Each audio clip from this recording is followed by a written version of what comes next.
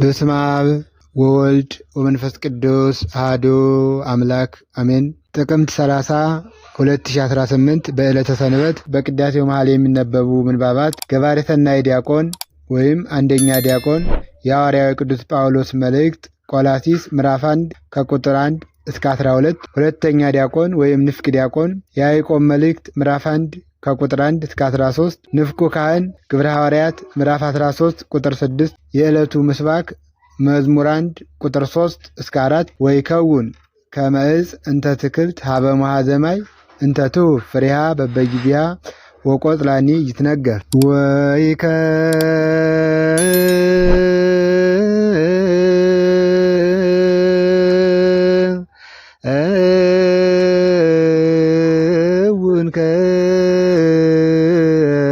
ከመ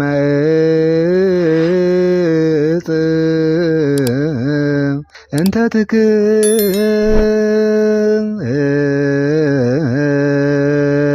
ሀበ መኃዘ ማይ እንተ ትሁብ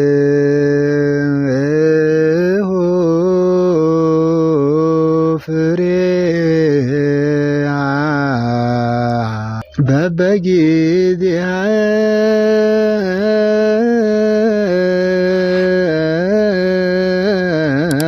ወቆጽላኒ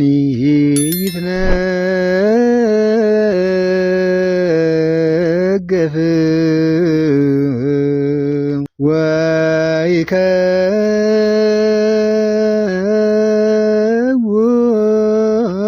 ወይከውን ከመ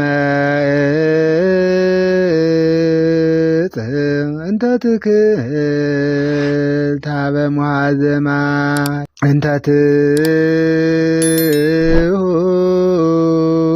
ትሁብ ፍሬሃ በበጊዜሃ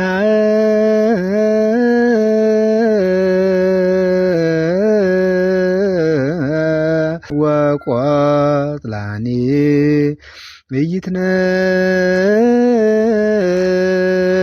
ይትነገፍ።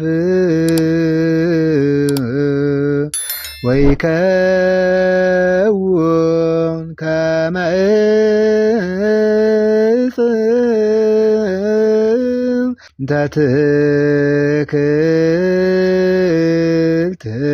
ሀበ መኃዘ ማይ እንተ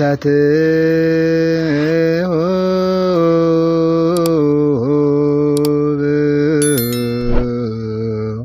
ፍሬሃ በበጊዜሃ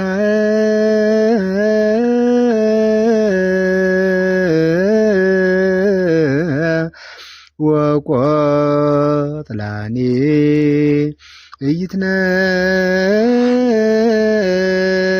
ይትነገፍ።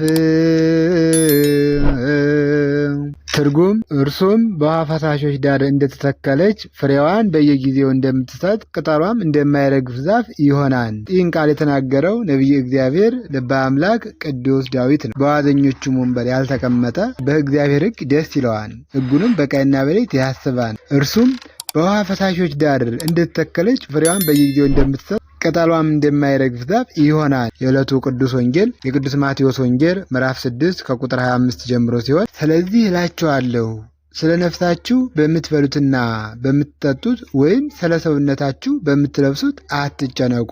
ሰውነትም ከልብስ አይበልጥምን? ወደ ሰማይ ወፎች ተመልከቱ፣ አይዘሩም፣ አያጭዱምም፣ በጎተራም አይከቱም፣ የሰማዩ አባታቸውም ይመግባቸዋል። እናንተ ከእነርሱ እጅግ አትበልጡምን?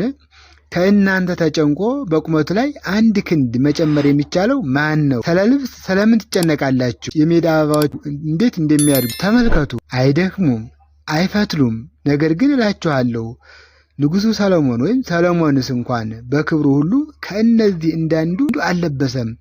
እግዚአብሔር ግን ዛሬ ያለውን ነገም ወደ እቶነ እሳት የሚጣለውን የሜዳ ሳር እንዲህ የሚያለብስ ከሆነ እናንተ እምነት የጎደላችሁ እናንተንማ ይልቁን እንዴት አያለብሳችሁ? እንግዲህ ምን እንበላለን፣ ምን እንጠጣለን፣ ምን እንለብሳለን ብላችሁ አትጨነቁ። ይህንስ ሁሉ አሕዛብ ይፈልጋሉ። ይህ ሁሉ እንደሚያስፈልጋችሁ የሰማዩ አባታችሁ ያውቃልና። ነገር ግን አስቀድማችሁ የእግዚአብሔርን መንግሥት ጽድቁንም ፈልጉ፣ ይህም ሁሉ ይጨመርላችኋል።